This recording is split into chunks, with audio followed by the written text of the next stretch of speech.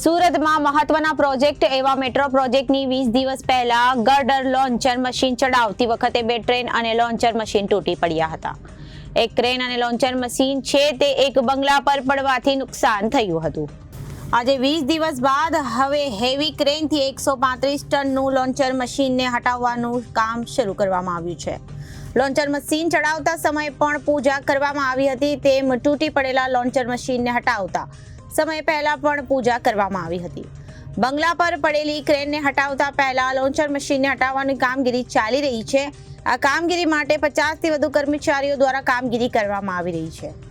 Launcher machine ઊંચું કરવાની સાથે જ લોખંડના અવાજથી આખો વિસ્તાર ગુંજી રહ્યો છે. આજે સવારે ગુજરાત મેટ્રો રેલના જનરલ મેનેજર પ્રવીણ એરાવત સહિત 50 થી વધુ મેટ્રોના કર્મચારીઓએ ક્રેન નહીં પણ પહેલા ગર્ડર લોન્ચર મશીનને હટાવવાનો નિર્ણય કર્યો હતો.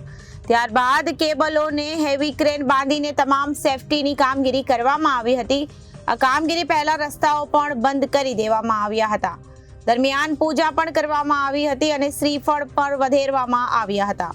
ત્યારબાદ બપોરે 2 વાગ્યાની આસપાસ ગર્ડર લોન્ચર મશીનને ઊંચું કરવાની કામગીરી શરૂ કરવામાં આવી હતી.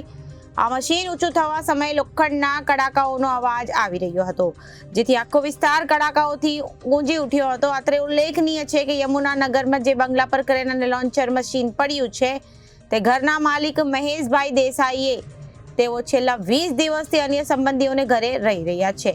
ઘરમાં રહેલી દસ્તાવેજો પુરાવો સહિતના સામાન્ય 1 દિવસ સુરક્ષા માટે ઘરને ખોલીને બહાર કાઢી લેવામાં આવી હતી. મહેશભાઈ છેલ્લા 20 દિવસથી અંગે લડત લડી રહ્યા છે.